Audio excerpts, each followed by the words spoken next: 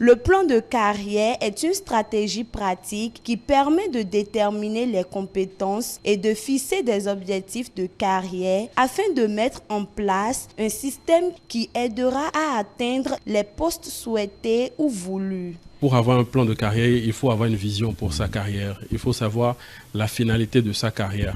Ne regardons pas tout simplement ce que l'autre est en train de faire parce que c'est beau, c'est génial pour choisir un métier. Mais il faut se connaître. Il faut avoir un sentiment pour ce que l'on doit faire. Qui parle de plan de carrière, parle d'abord de carrière.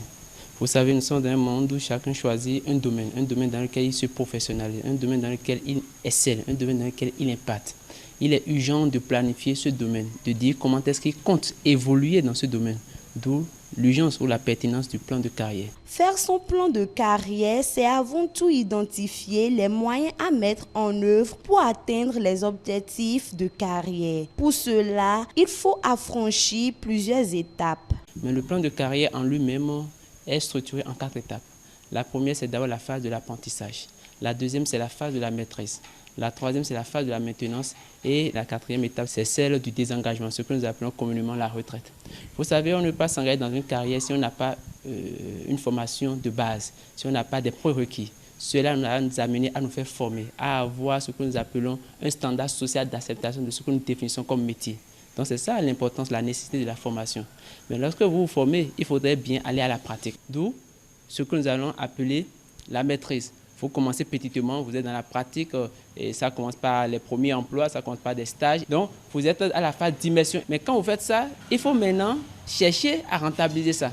Il faut associer à ça un modèle économique. Sinon, vous allez le faire juste par passion, par amour, mais vous n'allez pas le faire tout le temps parce que le corps, à un moment donné, se fatigue. L'être humain se fatigue. Donc, il faudrait qu'on prévoie à terme le désengagement. Comment tout ça va se passer? C'est l'orchestration, l'organisation depuis la phase d'apprentissage jusqu'à celle de la retraite qui fait de vous, ou bien qui rend intéressant votre plan de carrière. Avoir un plan de carrière, c'est déjà savoir là où on veut aboutir, quel est l'objectif qu'on veut atteindre pour sa carrière professionnelle. C'est la première étape, connaître la vision qu'on a pour sa carrière. Ensuite, il faut maintenant séquencer cette vision-là pour y aller step by step, donc étape par étape, par échelonnement. C'est-à-dire, par exemple, lorsque j'estime qu'à la fin de ma carrière, je veux être à un niveau de ministre de la République, je dois pouvoir séquencer et dire, OK, dans 5 ans, je veux être à telle étape, dans 10 ans, je veux être à telle étape, dans 15 ans, je veux être à telle étape. Il faut avoir un plan, il faut avoir un objectif. Et pour cela, on peut bel et bien anticiper sur son plan de carrière. Il est évident aujourd'hui pour nous que lorsque un jeune ou une personne entre dans une carrière, il peut construire cette carrière-là en allant bien sûr vers les métiers qui l'intéressent, en allant vers les postes qui l'intéressent et véritablement en se construisant une expertise autour de sa vision qu'il veut atteindre. Selon le coach Vieira Justino, il ne faut pas abandonner lorsqu'on rencontre des difficultés lors du déroulement du plan de carrière établi. Chaque niveau est rempli d'embûches. Si vous n'avez pas un amour de base, à la première difficulté, vous allez démissionner, vous allez déposer les valises. Pour ne pas paraître utopique, il faut se donner les moyens de ses rêves. Le premier moyen que tout homme a besoin pour avancer dans sa carrière, c'est d'abord un personnel, un environnement. Lorsque vous êtes dans votre environnement de prédilection, vous n'allez pas voir l'argent comme un frein, vous n'allez pas voir les difficultés, vous allez exceller.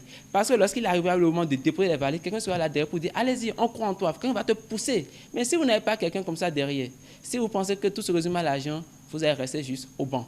Certains parents, dans le souci d'assurer un meilleur avenir à leurs enfants, imposent des carrières à ces derniers, ce qui n'est toujours pas le meilleur choix. Aujourd'hui, nous voyons des parents qui disent à leurs enfants, c'est ça que tu vas faire. Je donne un petit exemple. Je connais un professeur d'université qui n'a que 2 enfants. Le premier est magistrat. Mais le second, après avoir décroché le BPC, dit que lui rentre dans la vie active. Vous savez ce qu'il a choisi de faire? Sculpteur. Et son papa, en tant que professeur d'université, c'est pas un métier noble. Il a envoyé cet enfant à la brigade. On l'a tabassé pour qu'il continue les études. Mais finalement, il a fui la maison. Quand il est revenu, le papa se posait la question de savoir c'est parce que l'enfant a un plan.